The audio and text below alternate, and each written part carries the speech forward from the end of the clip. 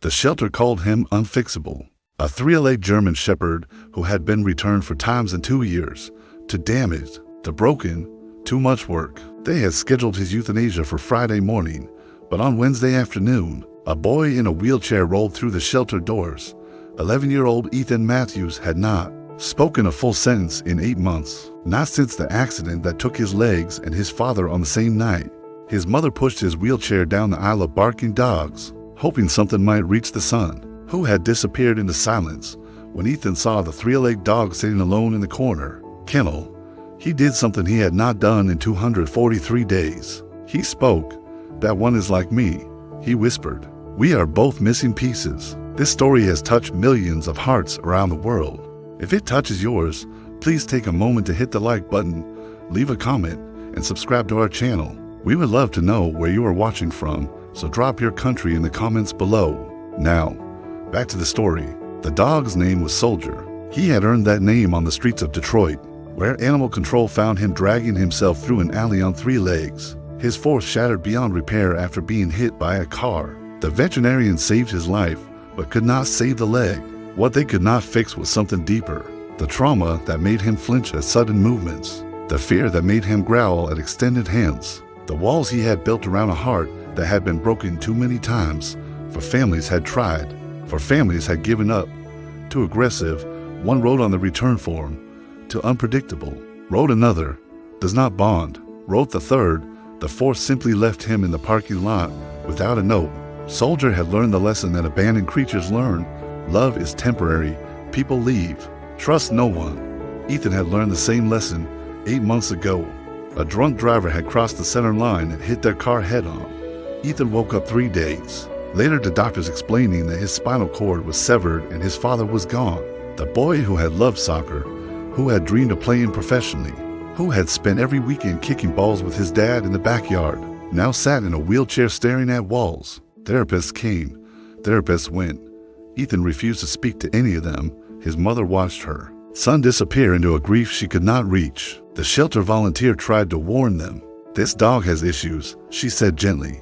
"He does not do well with people. He might never fully trust anyone." Ethan looked at his mother. "Can I go in?" he asked. His voice was rusty from disuse, but his eyes held something she had not seen in months. Determination. Against every protocol, they let him enter the kennel alone. His wheelchair barely fit through the gate. Soldier stood immediately, hackles raised, a low growl rumbling in his chest. But Ethan did not reach for him. He did not try to pet him. He simply sat there, hands in his lap, and spoke. "I know you are scared.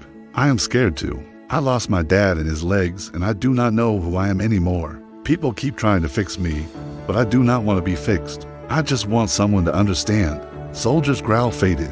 His ears rotated forward. He took one hesitant step closer. "Everyone gives up on us," Ethan continued, his voice cracking. "They say we are broken, but maybe we are not broken. Maybe we are just different now. Maybe different can still be okay." The shelter fell silent. Staff members gathered at the kennel door, watching something they had never witnessed. Soldier, the dog, who had never approached anyone voluntarily, walked slowly toward the boy in the wheelchair. He sniffed Ethan's motionless legs. He looked up at his face, and then he did something that made Ethan's mother collapse into tears. Soldier placed his head in Ethan's lap and closed his eyes. The adoption papers were signed that afternoon. Nobody mentioned the scheduled euthanasia. Nobody talked about behavioral assessments or trial periods. Everyone who witnessed that moment understood that some bonds cannot be explained by paperwork. The first month was not easy. Soldier still flinched. Ethan still had silent days, but they navigated their brokenness together. When Ethan had nightmares about the accident, Soldier pressed against his bed until the shaking stopped. When Soldier panicked at loud noises, Ethan would stroke his fur and whisper, "I am here. I am not leaving." They developed their own language, their own routines, their own way of healing. Physical therapists noticed Ethan's progress first. He was suddenly motivated in sessions, working harder than ever before. "Why the change?" they asked. "Because Soldier needs me to be strong," Ethan replied. "He has only got 3 legs. I have to be his front legs when he gets tired." The boy who had given up on everything found purpose in caring for a dog who needed him. And the dog who trusted no one learned that some humans are worth believing in. Today, Ethan is 15 years old. He plays wheelchair basketball and holds a state record for his age group. He speaks at schools about disability awareness. Soldier always at his side. He tells children that being different is not the same as being broken. He tells them that the best friendships sometimes happen between two souls that the world has given up on. Soldier is 11 now, gray around his muzzle, slower on his 3 legs, but every night he still sleeps beside Ethan's bed. Every morning he still waits for the sound of the wheelchair rolling toward him, and every time Ethan reaches down to scratch behind his ears, Soldier closes his eyes with the same peace he showed in that shelter kennel 4 years ago.